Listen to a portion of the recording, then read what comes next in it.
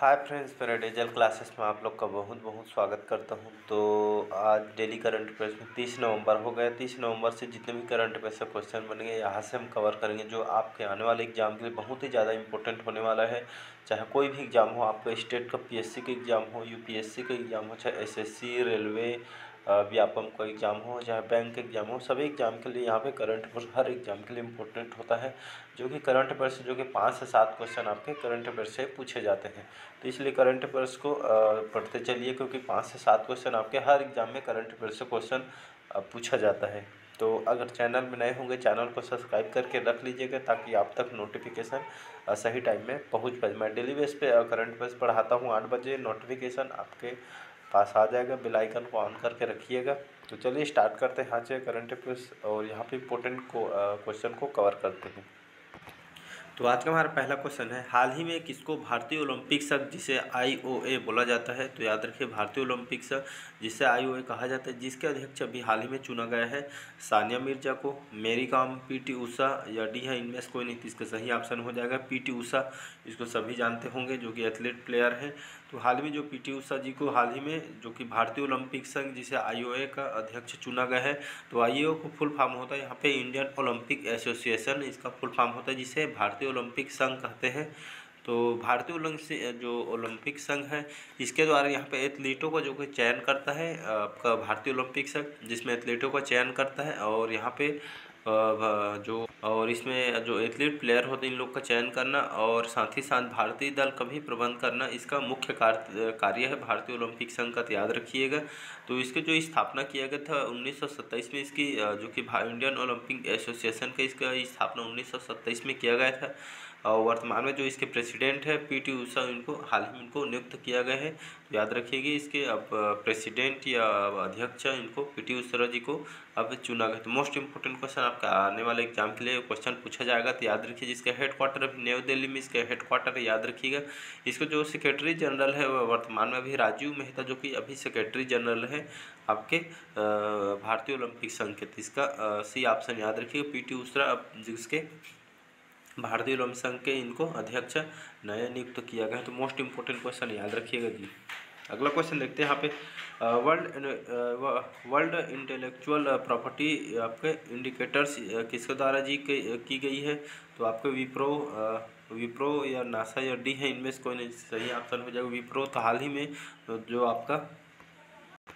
हाल ही में जो विप्रो द्वारा वर्ल्ड इंटेलेक्चुअल प्रॉपर्टी इंडिकेटर्स किसके द्वारा जो कि रिपोर्ट जारी की गई है, तो विप्रो द्वारा किया गया। तो विप्रो की बात करें, यह जो कि भारत की तीसरी बड़ी जो इसकी आईटी कंपनी, याद रखिए, जो सूचना प्रौद्योगिकी कंपनी है, यह भारत की तीसरी बड़ी आईटी कंपनी है। साथ ही साथ जिसका हेडक्वार्टर बेंगलुरु में इसका हेडक्वार्टर है, कर्नाटक विप्रो में। तो याद रखिएगा। तो सीईओ वर्तमान में थेरी मैकपोटे, जो कि थेरी जो टेकपोटे है, जो कि विप्रो के अभी वर्तमान में सीईओ हैं। और इसकी विप्रो की स्थापना दिवस को याद रखिए, वनडे एग्जाम में डायरेक्ट पूछ लिया जाता है।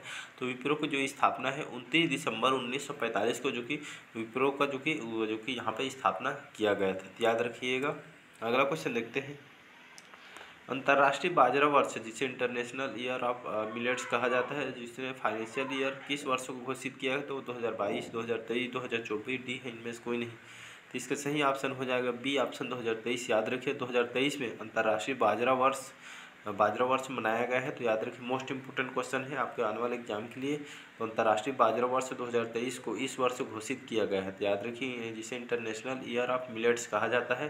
तो यहाँ आपका 2023 को यहाँ पे जो कि अंतर्राष्ट्रीय बाजरा वर्ष 2023 को घोषित किया गया। तो इसका बी ऑप्शन सही हो जाएगा। अगला क्वेश्चन देखते हैं, हाल ही में 53वां भारतीय अंतर्राष्ट्रीय फिल्म महोत्सव जिसे IFFI कहा जाता है, कहाँ पे समाप्त हुआ है। तो पणजी आपका मुंबई या आपका सी है चंडीगढ़ या डी है, इनमें से कोई नहीं। तो हाल ही में जो कि 53वां यहाँ पे जो कि भारतीय अंतर्राष्ट्रीय फिल्म महोत्सव का जो कि समापन हुआ है।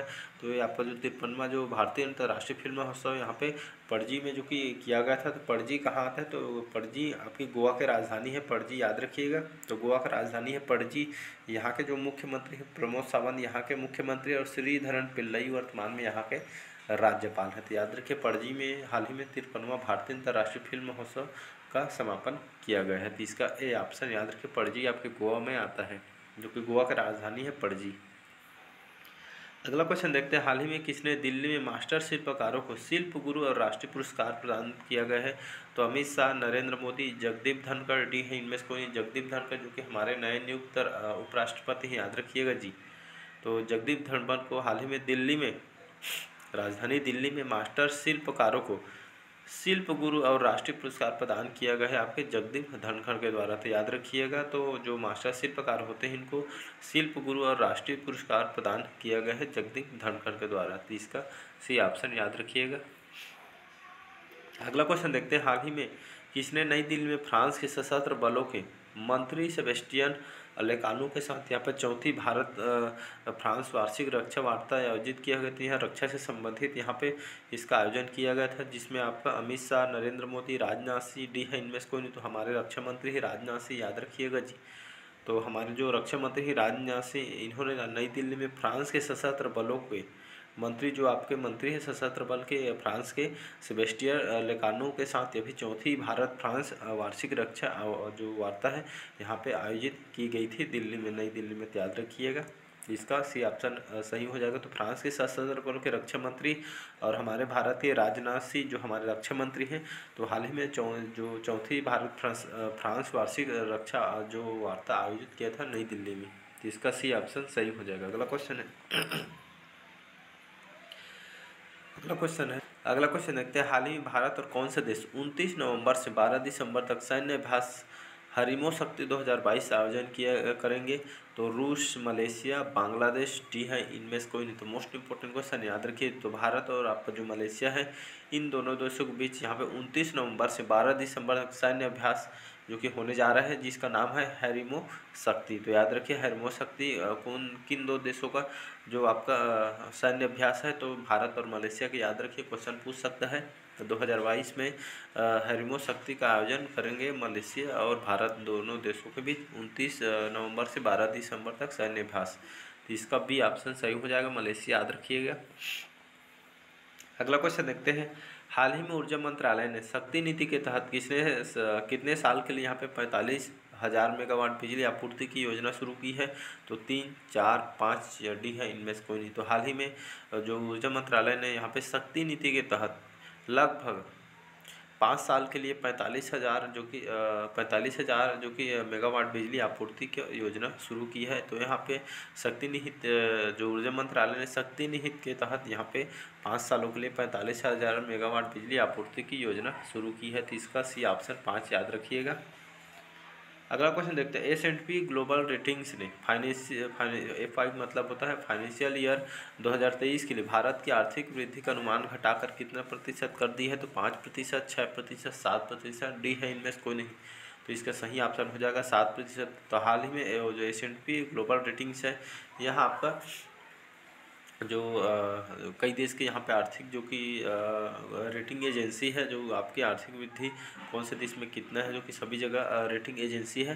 तो हाल ही जो S&P ग्लोबल रेटिंग्स एजेंसी है, तो हाल ही में फाइनेंशियल ईयर 2023 के लिए भारत की आर्थिक वृद्धि अनुमान घटाकर लगभग 7% जो कि आंकी गई है। तो इसका याद रखिएगा, 7% इन्होंने आंकड़ा लगाए फाइनेंशियल 2023 के लिए। तो इसका सी ऑप्शन 7% सही आंसर हो जाएगा। अगला क्वेश्चन है, हाल ही में WHO ने नस्लवाद भेदभाव की चिंताओं को हवाला देते हुए मंकी पॉक्स नाम बदलकर क्या कर दिया है? तो MPOX, MTOC या एंटीऑक्स या डी है इनमें से कोई नहीं। हाल ही में WHO जिसे तो हाल ही में WHO ने नक्सलवाद और भेदभाव की चिंताओं का हवाला देते हुए यहाँ पे जो मंकी पॉक्स जो कि केरल में पहला मामले आया था, तो मंकी पॉक्स को जो नाम बदलकर अभी यहाँ पे MPOX रख दिया है। तो मोस्ट इंपोर्टेंट क्वेश्चन याद रखते हैं, यह WHO ने यहाँ पे नस्लवाद भेदभाव की चिंताओं का हवाला देते हुए मंकी पॉक्स का नाम चेंज कर दिया गया है। तो उसका नया नाम रखा है MPOX। तो याद रखिए, नाम को एग्जाम में डायरेक्ट पूछा जा सकता है। यहाँ पे बात करते हैं WHO की। तो WHO का फुल फॉर्म होता है वर्ल्ड हेल्थ ऑर्गेनाइजेशन, इसका फुल फॉर्म होता है, वनडे एग्जाम में पूछा जाता है जी। इसका गठन 6 अप्रैल 1948 को इसका गठन किया गया था। मुख्यालय इसका हेडक्वार्टर जेनेवा स्विट्जरलैंड में इसका हेडक्वार्टर है। इसके जो मेंबरशिप कंट्री 193 देश इसके मेंबरशिप कंट्री हैं WHO को, याद रखिए, जिसमें हमारा भारत भी इंक्लूडेड है। इसके बाद जो देखते हैं यहाँ पे इसके महानिर्देशक हेड इसके अध्यक्ष है टेड्रोस अधानम, जो कि चीन के रहने वाले हैं, जो कि इसके महानिर्देशक हैं, अध्यक्ष हैं WHO को, याद रखिएगा। अगला क्वेश्चन देखते हैं यहाँ पे, तो नाम को याद रखिएगा जी। हाल ही में संयुक्त राष्ट्र द्वारा हर साल कितनी नवंबर को international day of solidarity with the Palestinian people यानी फिलिस्तीन लोगों के साथ एकजुटता का अंतर्राष्ट्रीय दिवस के रूप में मनाया जाता है? तो 28 नवंबर, 29 नवंबर, 30 नवंबर, डी है इनमें से कोई। तो हाल में इसका बी ऑप्शन सही हो जाएगा 29 नवंबर को, यानी फिलिस्तीन जो फिलिस्तीनी लोग रहते हैं उनके साथ जो कि एकजुटता अंतर्राष्ट्रीय दिवस के रूप में इसको मनाया जाएगा 29 नवंबर को। याद रखिए, जो फिलिस्तीन लोग होते हैं उनके साथ एकजुटता के साथ रहने के लिए अंतर्राष्ट्रीय दिवस के रूप में इसको 29 नवंबर को हर साल संयुक्त राष्ट्र द्वारा हर साल 29 नवंबर को यहाँ पे लोगों के साथ एकजुटता अंतर्राष्ट्रीय दिवस के रूप में मनाया जाता है। तो 29 नवंबर याद रखिएगा, इसका बी ऑप्शन सही हो जाएगा। अगला क्वेश्चन है, केंद्र सरकार लैंगिक हिंसा के खिलाफ महिलाओं और लड़कियों को जागरूक करने के लिए 1 माह का यहाँ पे कौन सा जो कि अभियान शुरू कर रही है? तो नई चेतना, नई आशा, नई उम्मीद, डी है इनमें से कोई। तो मोस्ट इंपॉर्टेंट क्वेश्चन याद रखिए, वनडे एग्जाम में डायरेक्ट पूछा जा सकता है। आने वाले एग्जाम के लिए करंट बहुत ही ज़्यादा इंपॉर्टेंट है, देख सकते हैं। तो हाल ही में केंद्र सरकार ने लैंगिक हिंसा को रोकने के लिए यहाँ पे लैंगिक हिंसा के खिलाफ महिलाओं और लड़कियों को, तो महिलाओं और लड़कियों को यहाँ पे उनको बचाव से उनको जागरूक करने के लिए यहाँ पे जो कि जागरूक करने के लिए एक माह का कौन सा जो अभियान यहाँ पे शुरू कर रही है? तो यह केंद्र सरकार द्वारा यह लैंगिक हिंसा के खिलाफ महिलाओं को और लड़कियों और जितने भी सभी जनों को जागरूक करने के लिए, उनको बचाव के लिए यहाँ पे यह अभियान को लाया गया है, जिसे जागरूक करने के लिए 1 माह का यहाँ पे जो कि नई चेतना का अभी अभियान इन्होंने शुरू कर रही है केंद्र सरकार ने। तो याद रखिए, महिलाओं और लड़कियों को जागरूक करने के लिए 1 माह का यह अभियान को स्टार्ट किया गया है, जिसका नाम है नई चेतना। याद रखिए, नई आशा, नई उम्मीद, डी है इनमें से कोई नहीं। तो नई चेतना को स्टार्ट किया है 1 माह के लिए, जो कि महिलाओं और लड़कियों को जागरूक करने इसके लिए केंद्र सरकार ने लाया है। तो इसका नई चेतना याद रखिएगा, मोस्ट इंपॉर्टेंट क्वेश्चन है। तो आज के करंट अफेयर्स कैसे लगा कमेंट करके ज़रूर बताइएगा, और चैनल में नए हुए चैनल को सब्सक्राइब करके रख लीजिएगा। मैं डेली बेस पे करंट अफेयर्स पढ़ाता हूँ, और एग्जाम में जो क्वेश्चन पूछे भी जाएंगे, मोस्ट इंपॉर्टेंट क्वेश्चन लेकर आता हूँ मैं, जो आपके एग्जाम में डायरेक्ट पूछे जा सकते हैं। तो चलिए, बस आज के लिए इतना ही। अच्छा लगे चैनल को लाइक, सब्सक्राइब और शेयर कीजिए। Thank you.